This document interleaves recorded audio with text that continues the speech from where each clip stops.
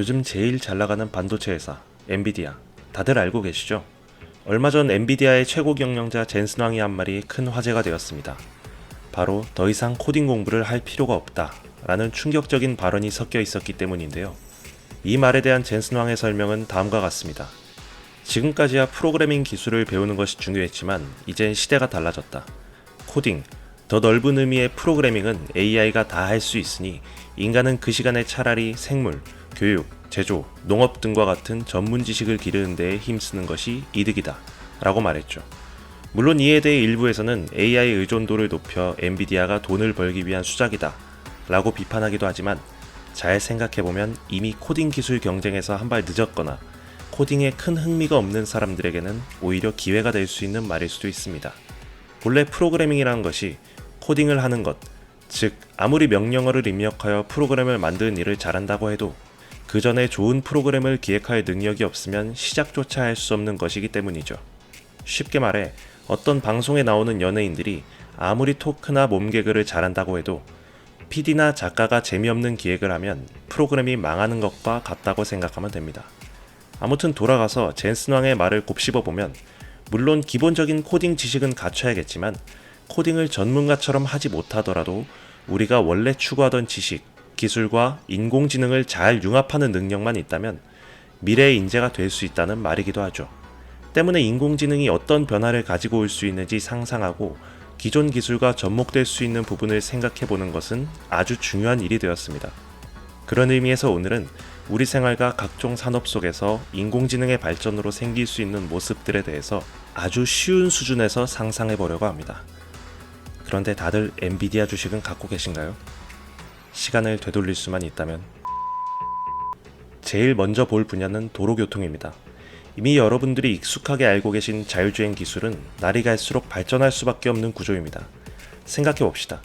앞으로 모든 차들의 도로주행 데이터가 학습을 위해 전송된다고 할 때 나 혼자는 1시간 운전이지만 인공지능은 수백만 명의 데이터를 받아 수백만 시간의 운전 경험을 쌓는 꼴이니까요. 인간이 아무리 운전을 해봤자 수백만 시간의 운전 경험을 쌓을 수 있을까요? 이건 말고도 도로교통의 많은 분야에서 인공지능이 쓰일 수 있는데요.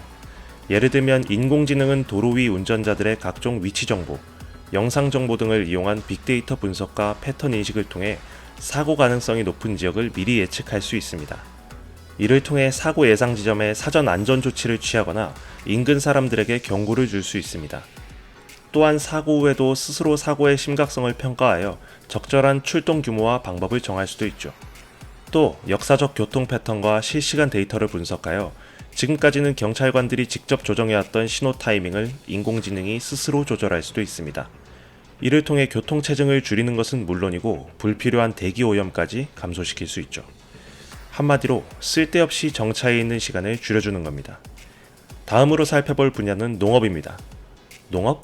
가장 전통적인 산업인데 무슨 인공지능? 이라고 생각하시나요? 이미 다가온 인공지능 시대에서 농업은 가장 혁신적인 변화가 일어날 산업 중 하나입니다.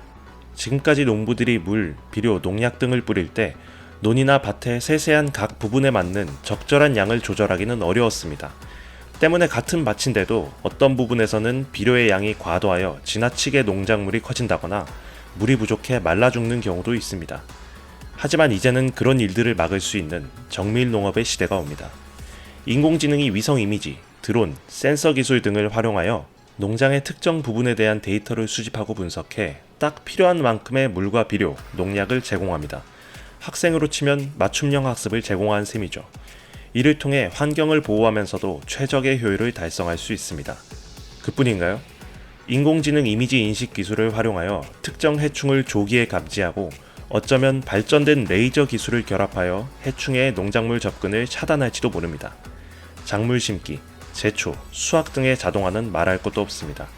얼마 전 사과의 크기나 색깔을 통해 스스로 판단하여 수확까지 하는 AI 애플 드론이 화제가 되기도 했죠. 인공지능이 우리의 생활에 큰 영향을 미칠 수 있는 분야에는 또 무엇이 있을까요? 바로 보험입니다. 경험하신 분들은 다 느끼시겠지만 보험 제대로 가입하는 것만큼 어려운 게 또 없죠.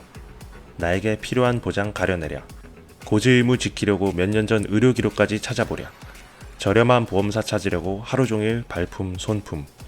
앞으로는 인공지능이 대신해줍니다. 누적된 건강 데이터, 소득 수준, 생활 방식 등을 분석하여 개인의 필요와 경제적 수준에 가장 적합한 상품을 자동으로 찾아내 추천합니다. 그런데 이거 마냥 기쁜 일 맞나요?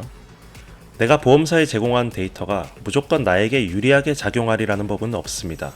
예를 들어 나의 과거 보험 청구 데이터, 유전 이력 등을 분석하여 나에게 불리한 점이 반영되어 가입 거절이나 보험료 인상으로 이어질 수 있고, 어쩌면 나의 소셜미디어 이용 데이터, 운전 습관 등도 분석 대상에 올라 과도한 프라이버시 침해나 알고리즘 편향에 의한 차별이 생길 수도 있습니다. 알고리즘 편향이란 인공지능이 새로운 데이터를 분석할 때 중립적인 기준이 아닌 기존 데이터 분석 결과를 토대로 한 편향된 결정을 내리는 것을 의미하는데요. 쉽게 말해 소득 수준이 낮은 지역의 사망률이 높다고 이미 학습했다면 다른 나의 유리한 조건에도 불구하고 그 지역에 산다는 이유만으로 과도하게 높은 보험료가 산정될 수도 있는 것이죠. 사실 우리의 스마트폰 사용 데이터가 어디엔가 제공되고 또 이용되는 것은 놀라운 일이 아닙니다. 이미 우리는 우리가 알든 모르든 이곳저곳에 개인 데이터를 제공하고 있기 때문이죠. 때문에 앞으로는 더욱더 개인의 민감 데이터를 잘 관리하는 것이 중요한 업무 중 하나가 될 것입니다. 마지막으로 스포츠 산업입니다. 인공지능은 선수의 움직임 데이터를 분석하여 개인의 강점과 약점을 파악할 수 있으며 이를 바탕으로 맞춤형 훈련 프로그램을 제공할 수 있습니다. 선수뿐만 아닙니다.